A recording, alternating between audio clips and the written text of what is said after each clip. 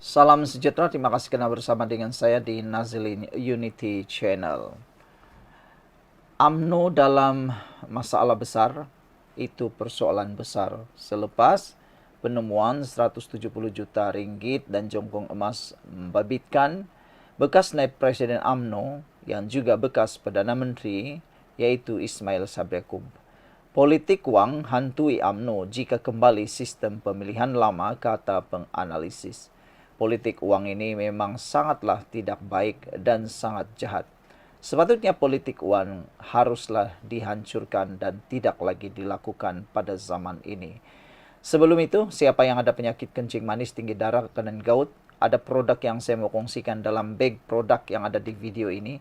Anda tekan saja bag itu, akan ada keluar beberapa jenis produk yang boleh membantu Anda sembuh daripada penyakit kencing manis, tinggi darah, dan gout.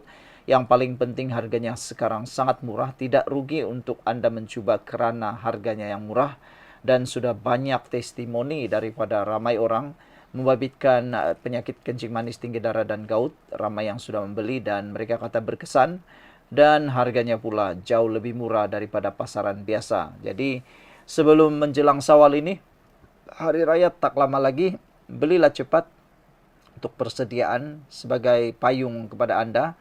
Jangan-jangan atau untuk mengelakkan nanti pada waktu raya tiba-tiba kena gout pula kan. Jadi lebih baik ada ubat sedia ada. Kita teruskan ulasan ini. Terima kasih kerana menyokong saya melalui pembelian produk tersebut. Kebimbangan berlakunya politik wang dan kemenangan tanpa integriti mungkin menjadi asas kepada bantahan terhadap ura-ura UMNO ingin mengembalikan sistem pemilihan bagi jawatan tertinggi parti pusat, kata penganalisis. Mazlan Ali dari Universiti Teknologi Malaysia berkata, bantahan UMNO Langkawi itu mempunyai asasnya memandangkan pemilihan jawatan bermula dari presiden sehingga ahli majlis kerja tertinggi hanya membabitkan 2,500 orang berbanding lebih 100,000 orang ahli ketika ini.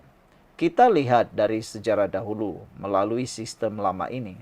2,500 perwakilan UMNO terbabit akan jadi tumpuan dan sasaran kepada sesetengah pemimpin yang berniat menang melalui kaedah tidak berintegriti seperti membeli undi atau politik wang.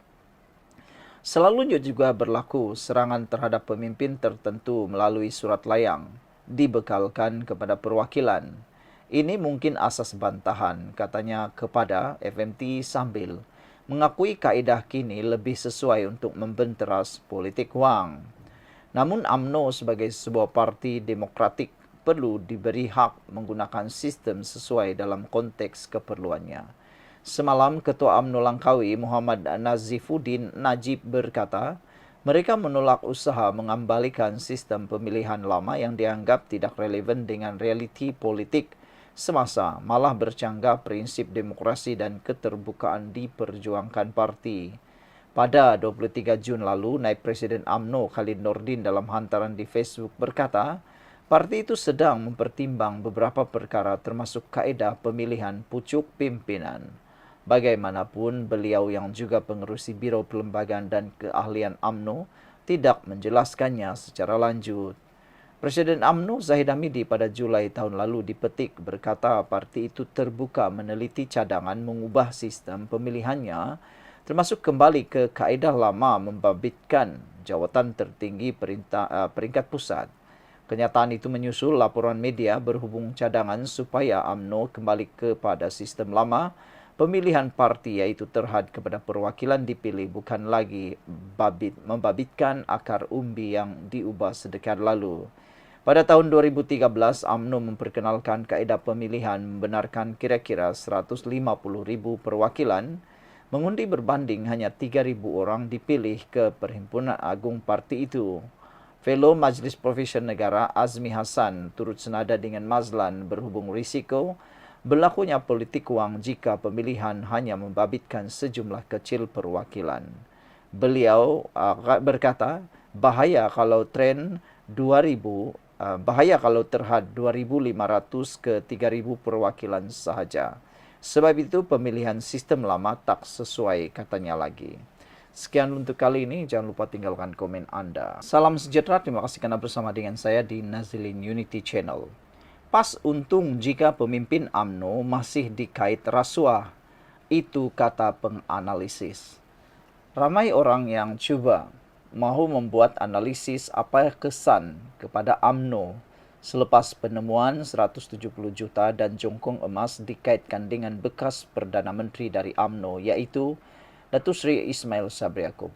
Ada yang menyatakan bahawa ini akan menjadi satu liability bebanan besar kepada UMNO menjelang pilihan raya air kuning yang akan diadakan bulan April ini. Pada pendapat anda, siapakah yang akan kalah dalam pilihan raya itu? Adakah bahan atau penemuan uang itu akan menjadi bahan kempen nanti bagi mengalahkan calon Barisan Nasional? Sebelum kita teruskan ulasan ini, siapa yang ada penyakit kencing manis, gout dan tinggi darah, sila tekan beg produk yang ada dalam video ini cepat selagi harganya murah, juga selagi ada promosi besar-besaran. Produk ini amat baik untuk mereka yang ada penyakit kencing manis, tinggi darah dan gout. Sudah ramai yang membeli, sudah ramai yang mencuba. Ada pelbagai testimoni yang menarik yang diberikan oleh mereka yang berusia 40 hingga 60 tahun. Saya kongsikan ini kerana harganya sekarang cukup murah, ada diskaun besar-besaran dan atas dasar ramai yang sudah ada kesan penyembuhan testimoni mereka melalui video-video mereka, saya kongsikan kepada anda. Manalah tahu ia dapat membantu anda untuk melalui sakit gout, kencing manis, tinggi darah itu. Ialah kan tak lama lagi Sawal Raya akan datang dan waktu itu diharapkan anda dalam keadaan kesehatan yang terbaik supaya anda bebas ke sana ke sini.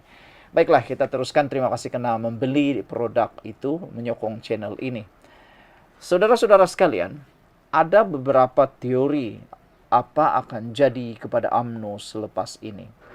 Teori yang pertama, mereka akan mungkin menggantung Ismail Sabri Yaakob. Itu teori pertama. Teori kedua, mungkin Ismail Sabri Yaakob akan diberikan tindakan disiplin tata tertib sementara mereka Ismail Sabri melalui perjalanan di mahkamah. Namun, teori yang ketiga ini lebih berat.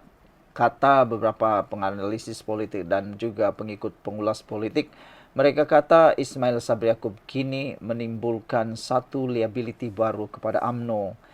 Liability yang lama berkait dengan Najib Tun Razak sudah hampir reda, sudah hampir orang lupa. Tetapi apabila timbul lagi Ismail Sabri Yaakob, ini membawa kepada satu liability baru. Najib sudah selesai, kali ini pula Ismail Sabri lagi. Walaupun masih lagi belum ada apa-apa pendakwaan atau sebagainya, tetapi tidak dapat dinafikan, ia kini menjadi satu liability bebanan kepada UMNO. Itu sebabnya kata penganalisis politik, pas yang untung jika pemimpin UMNO masih dikait dengan rasuah. Saza Sukri dari UIAM berkata, kontroversi terbaru melibatkan bekas Perdana Menteri Ismail Sabri Yaakob mungkin menyebabkan penyokong UMNO terganggu. Penganalisis politik berpendapat PAS mungkin mendapat manfaat susulan dakwaan bahawa beberapa pemimpin UMNO dikaitkan dengan rasuah hasil siasatan dibuat pihak berkuasa ketika ini. Saza Sukri dari UIAM berkata, UMNO mempunyai sejarah dan sering dikaitkan dengan politik wang. Terbaru membabitkan bekas Perdana Menteri Ismail Sabri Yaakob yang berkemungkinan menyebabkan penyokong UMNO beralih dari parti itu.